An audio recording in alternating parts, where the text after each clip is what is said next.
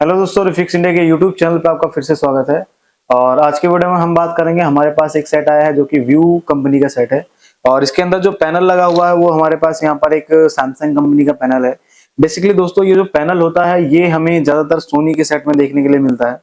तो अभी हमारे पास ये जो पैनल है इसमें क्या कंडीशन बन रही है, सबसे पहले हम इस कंडीशन को देखेंगे। तो मैं यहाँ पर सबसे पहले आपको यहाँ पर कंडीशन दिखाता हूँ, यानी कि हमारा जो पैनल है ये पैनल किस कंडीशन में हमारे पास आया है। और ये एक मैकेनिक के पास से आया है रिपेयर होने के लिए हमारे पास, क्योंकि हमारे पास जो ज्यादातर काम आता है वो मैकेनिक का काम आता है। तो यहाँ पर सबसे पहले मैंने जैसे सेट को ऑन करा, सेट को ऑन करने के बाद अगर हम इसमें देखते हैं तो इसमें क्या कंडीशन रहती है। तो अभी आप देखोगे यहाँ पर हमारा जो सेट है ये यहाँ पर ऑन हो चुका है, लेकिन यहाँ पर अगर आप देखोगे तो हमारी जो बैकलाइट है ये प्रॉपर तरीके से यहाँ पर अभी ऑन हो गई है, लेकिन अभी इसमें हमें कोई भी पिक्चर देखने के लिए नहीं मिल रही है। बेसिकली इसमें जो प्रॉब्लम है वो स्लो मोशन के साथ वर्टिकल बार की प्रॉब्लम हमें देखने के लिए मिलती है। तो अगर आप यहाँ पर देखोगे तो हमारा जो पैनल है slow slow slow slow on हो रहा है और इसमें कुछ हमें बारिंग की प्रॉब्लम यहाँ पर देखने के लिए मिल रही है। यानी कि ये जो पैनल है हमारा अभी यहाँ पर वर्टिकल बार की प्रॉब्लम हमें देखने के लिए मिल रहा है। तो दोस्तों, इस तरीके से आपके पास भी अगर कोई भी पैनल आता है और आपको रिपेयर करने में प्रॉब्लम आती है तो ऊपर दिए गए आई बटन पे आप क्लिक करके हमारे यहाँ से ट्रेनिंग ले सकते हैं, जिसपे आपको पूरी डिटेल दी जाती है कि आपको पैनल को दोनों साइड अगर शॉर्ट है तो उसको रिपेयर कैसे करना है, और जो आपके सीकेवी ट्रैक होते हैं उसको कैसे पहचानते हैं, कौन से पैनल में सीकेवी होते हैं, कौन से पैनल में सीकेवी नहीं होते हैं। इन सारी चीजों के ऊपर हम बात करते हैं।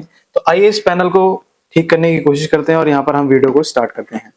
तो दोस्तों, यहाँ पर जब भी हम किसी पैनल को चेक करना चाहते हैं तो देखो, मैंने बहुत सारी वीडियोस बना रखी है और मैंने बहुत सारी चीजों में वीडियो में मैंने आपको लोगों को बताया है कि यहाँ पर आपके पास जो पैनल होता है इस पैनल को आपको बेसिक पहले चेक करना होता है। तो यहाँ पर अगर हम देखते हैं तो हमारे पास एक मल्टीमीटर है, और इस मल्टीमीटर पे अगर हम देखते हैं तो यहाँ पर हमने इसको डीसी वोल्ट की रेंज पर सेट कर लिया।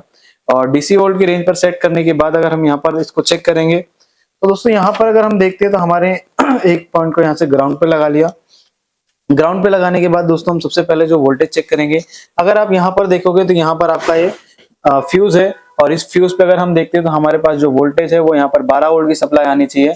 तो आप यहाँ पर देखोगे 12 वोल्ट की सप्लाई बिल्कुल ओके है, और इसकी जो 12 वोल्ट है वो आउटपुट में हमें मिलनी चाहिए। तो यहाँ पर 12 वोल्ट की सप्लाई जो है आउटपुट में बिल्कुल परफेक्ट तरीके से हमें देखने के लिए मिल रही है। अब दोस्तों, होता क्या है कि ये जो 12 वोल्ट की सप्लाई है, ये 12 वोल्ट की सप्लाई सीधा बन के जाती है हमारे इस डीसी टू डीसी आईसी में। और यहाँ पर अगर आप देखोगे तो ये आपकी डीसी टू डीसी आईसी है, और ये आपकी यहाँ पर जो आईसी लगी है ये आपकी एक लेवल शिफ्टर आईसी है। और यहाँ पर अगर आप देखोगे जिसके अंदर जो टेकॉन आईसी कंपनी यूज करती है वो एक आपकी बॉल आईसी होती है। अब ये जो आपकी टेकॉन आईसी है बॉल आईसी होती है, तो ये इसको हम बोलते हैं पेस्टेड आईसी, जो कि ये आपकी नॉट रिपेयरेबल होती है। अगर ये खराब हो गई तो हमें इस कलर को चेंज करना होता है, क्योंकि इसकी स्टेंसिल मार्केट में इजीली अवेलेबल नहीं होती है। तो यहाँ पर अगर हम बात करते हैं दोस्तों, इसको हम चेक कैसे करते हैं। देखो, किसी भी पैनल को चेक करने के लिए सबसे पहले हम उसकी बेसिक वोल्टेज को चेक करते हैं। जैसे यहाँ पर अगर आप देखोगे तो यहाँ पर 2 कॉइल लगी है और यहाँ पर आपका ये लिखा हुआ है VCC 3.3। तो अगर मैं इस पे चेक करूंगा तो यहाँ पर देखो, सबसे पहले DCIC जो वोल्टेज बनाती है यहाँ पर वो 3.3 वोल्ट बनाती है, यानी कि जो 3 वोल्ट की सप्लाई हमारी यहाँ पर बन रही है ये 3.3 वोल्ट हमारे कॉइल के पास हमें देखने के लिए मिल रही है। अभी जो 3 वोल्ट की सप्लाई होती है दोस्तों, ये जाती है हमारे इस टीकॉन आईसी को। तो टीकॉन आईसी के पास अगर मैं चेक करता हूँ तो टीकॉन आईसी को चलने के लिए यहाँ पर 3.3 वोल्ट की सप्लाई चाहिए होती है, और एक वोल्टेज चाहिए होती है इसको 1.2 वोल्ट। तो यहाँ पर जो 1.2 वोल्ट है वो भी आपका यहाँ पर इस, अगर आप देखोगे तो यहाँ पर इस आईसी से बन रहा है, और ये जो 1.2 वोल्ट है सीधा हमारे इस आईसी को यहाँ पर मिल रहा है। तो इसको मैं चेक करा के दिखाता हूँ, यहाँ पर देख सकते हो, यानी कि यहाँ पर इस आईसी को यहाँ पर 3.3 और 1.2 वोल्ट दोनों मिल रहा है। जैसे ये वोल्टेज इस आईसी को मिलता है दोस्तों, तो यहाँ पर ये आईसी क्या काम करती है, इस डीसी टू डीसी आईसी को एक 3.3 वोल्ट का इनेबल देती है। अब ये जो इनेबल देती है, इनेबल देते ही क्या होता है कि ये जो आईसी है ये क्या काम करती है, सबसे पहले हमारी एक वोल्टेज बूस्ट करती है। उस वोल्टेज का नाम होता है एवीडीडी वोल्टेज। अगर हम यहाँ पर देखते हैं तो यहाँ पर हमें कुछ टेस्टिंग पॉइंट देखने के लिए मिलता है। बेसिकली बहुत रस्टेड है, यानी कि हमें यहाँ पर जो वोल्टेज मिलनी चाहिए वो एवीडीडी वोल्टेज मिलनी चाहिए। तो अगर आप यहाँ पर देखते हैं मीटर पे, तो हमें 17 वोल्ट की सप्लाई मिल रही है, जो कि हमारी बिल्कुल ओके वोल्टेज मिल रही है। यानी कि अभी जो हमारी वोल्टेज है ये एवीडीडी वोल्टेज बूस्ट कर रही है आईसी। और अगर आपकी DC to DC IC AVDD voltage boost कर रही है तो इसके आगे हम देखते हैं इसमें क्या चीजें हम चेक कर सकते हैं। जैसे अगर आप यहाँ पर देखेंगे तो यहाँ पर अगर आप देखोगे तो अभी हमें यहाँ पर एक आईसी मिल रही है जिसको हम बोलते हैं लेवल शिफ्टर आईसी। और यहाँ पर अगर मैं आपको दिखाने की कोशिश करूं तो यहाँ पर अगर आप देखोगे तो मैकेनिक ने इसके कुछ यहाँ से ट्रैक भी ओपन कर रखे हैं, यानी कि कट कर रखे थे, जिसको मैंने वापस से जोड़े हैं। और ये ट्रैक जोड़ने के बाद अभी हमारे पास ये कंडीशन है। तो देखते हैं, हम सारी वोल्टेज को चेक करेंगे। अगर सारी वोल्टेज ओके है तो ट्रैक को इस साइड से हम कट करेंगे, क्योंकि जो टेक्नीशियन ने काम करा, अगर आप इस साइड भी देखोगे तो यहाँ पर भी कुछ ट्रैक उस टेक्नीशियन ने ओपन कर रखे हैं। बेसिकली दोस्तों, जब भी आप पैनल को चेक करते हो और आपको पैनल चेक करना नहीं आता तो आप इस तरीके से काम कर देते हो। लेकिन अगर आपको पैनल को चेक करनी है या पैनल को रिपेयर करने में प्रॉब्लम आती है तो आप हमारे यहाँ से ट्रेनिंग ले सकते हैं। ट्रेनिंग लेने के लिए ऊपर दिए गए आई बटन पे क्लिक करें, जिसपे आपको पूरी डिटेल मिल जाएगी। तो यहाँ पर अगर आप देखते हैं तो ये जो आपकी लेवल शिफ्टर आईसी है, ये लेवल शिफ्टर आईसी को हमें चेक करना होता है कि लेवल शिफ्टर आईसी ओके है या नहीं। तो इस लेवल शिफ्टर आईसी को हम कैसे चेक कर सकते हैं, इसके बारे में हम यहाँ पर देखने वाले हैं। तो इस चीज को हम देख लेते हैं, इसको हम कैसे चेक कर सकते हैं। और चेक करने के लिए दोस्तों हम यहाँ पर क्या करेंगे, जो लेवल शिफ्टर आईसी है, इस लेवल शिफ्टर आईसी को जब भी हम चेक करेंगे तो चेक करने के लिए सबसे इंपॉर्टेंट ये है कि आप जब इस आईसी को चेक करते हैं तो कोई भी पिन आपके आपस में टच नहीं होनी चाहिए। तो सबसे पहले इसकी एवीडीडी वोल्टेज हम और यहाँ पर वीजीएच और वीजीएल वोल्टेज को चेक करेंगे। तो यहाँ पर अगर आप देखो तो सबसे पहले हमारी जो वोल्टेज हमें मिल रही है यहाँ पर वीजीएल वोल्टेज, और ये जो वीजीएल वोल्टेज मिल रही है ये हमारे पास -11 वोल्ट की सप्लाई मिल रही है, यानी कि हमारी जो वोल्टेज है बिल्कुल परफेक्ट तरीके से बन रही है। और यहाँ पर अगर हम देखते हैं तो हमारे पास यहाँ पर एक वोल्टेज मिलेगी, जो कि हमारा यहाँ पर एक वियोन मेंशन है। वियोन का मतलब होता है वीजीएच। बेसिकली इस आईसी को चलने के लिए वीजीएच, वीजीएल और इस सैमसंग के सैमसंग के इस पैनल में इस आईसी को चाहिए होते हैं 5 वोल्ट की सप्लाई। तो यहाँ पर अगर आप देखोगे तो ये 5 वोल्ट की सप्लाई हमारी इस आईसी को मिल रहे हैं। तो यहाँ पर 5 वोल्ट की सप्लाई भी मिल रही है और वीजीएच और वीजीएल दोनों वोल्टेज मिल रही है। अगर आपके पैनल में इस तरीके से सारी वोल्टेज ओके बन रही है और फिर भी वर्टिकल बार की प्रॉब्लम आ रही है, तो दोस्तों आपको क्या करना होता है, सबसे पहले ये कंफर्म करना होता है कि आपकी लेवल शिफ्टर आईसी ओके है या नहीं। अगर लेवल शिफ्टर आईसी आपकी ओके नहीं होगी तब भी आपकी बार की प्रॉब्लम आपको देखने के लिए मिल सकती है। तो सबसे पहले आपको यहाँ पर दिखाता हूं मैं जब भी आप लेवल शिफ्टर आईसी को चेक करेंगे तो लेवल शिफ्टर आईसी को चेक करने के लिए जितने भी आपके सीकेबी ट्रैक्स हैं, सभी सीकेबी ट्रैक्स पर हम वोल्टेज को चेक करते हैं।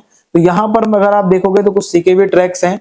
अब यहाँ पर जो आपके सीकेबी ट्रैक्स हैं, अब इस पे आप देखोगे यहाँ पर CKB1, CKB2, CKB3, CKB4, CKB1, CKB2, CKB3, CKB4 और यहाँ पर लास्ट में है STVP। तो यहाँ पर अगर हम काउंट करते हैं तो ये पहला ट्रैक छोड़कर, क्योंकि हमारा ये अलग ट्रैक है, तो यहाँ पर अगर हम देखते हैं तो CKB1, CKB2, CKB3, CKB4, CKB1, CKB2, CKB3, CKB4। तो CKB1 पे अगर हम चेक करेंगे तो हमें यहाँ पर कुछ वोल्टेज मिलनी चाहिए। CKB1 पे जो मुझे वोल्टेज मिल रही है वो यहाँ पर हमें 8 वोल्ट की सप्लाई मिल रही है, पॉजिटिव वोल्ट, और यही वोल्टेज हमें CKB2 पर मिलनी चाहिए। तो यहाँ पर अगर मैं देखता हूँ तो CKB2 पर अगर आप देखोगे तो यहाँ पर CKB2 पर भी मुझे 8 वोल्ट की सप्लाई मिल रही है। और CKB3 पर अगर मैं चेक करता हूँ तो CKB3 पर अगर मैं देखता हूँ तो CKB3 पर भी मुझे सेम वोल्टेज मिलनी चाहिए। तो आप देखोगे यहाँ पर CKB3 पर भी मुझे 8 वोल्ट की सप्लाई मिल रही है। और CKB1 पे देखता हूँ तो CKB1 पे मुझे देखोगे तो यहाँ पर CKB1 पे भी 8 वोल्ट मिल रही है। फिर CKB2 पे अगर आप देखोगे तो यहाँ पर CKB2 पर भी मुझे 8 वोल्ट की सप्लाई मिल रही है। फिर यहाँ पर आपका आता है एक ट्रैक CKB3। CKB3 पे हमारी जो वोल्टेज है अभी आपकी ओके मिल रही है। फिर यहाँ पर एक ट्रैक आता है आपका, इसमें अगर हम देखते हैं तो CKB यहाँ पर आपका 4 है, यानी कि B4 है। इस पे भी हमारी जो वोल्टेज मिल रही है हमारी ओके मिल रही है।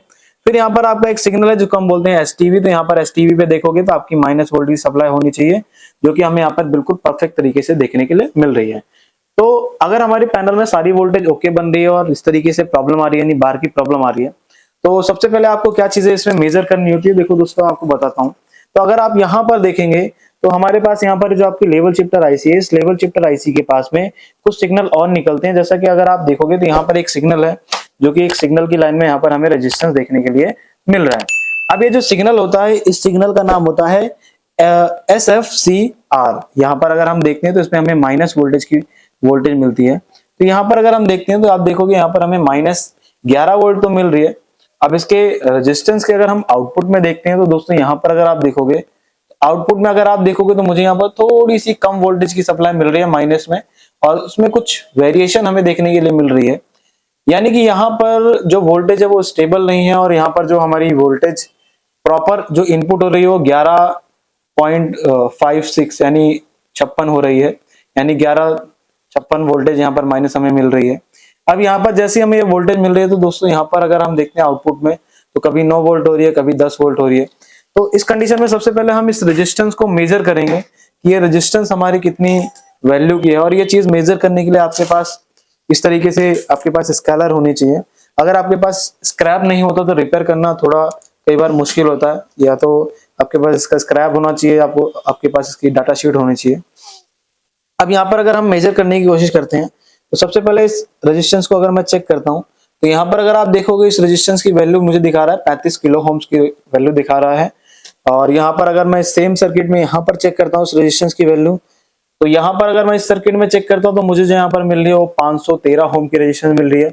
यानी दोस्तों हमें जो भी प्रॉब्लम देखने के लिए मिल रही है, यहाँ पर जो रेजिस्टेंस की वैल्यू है वो यहाँ पर हमें शिफ्ट होके देखने के लिए मिल रही है।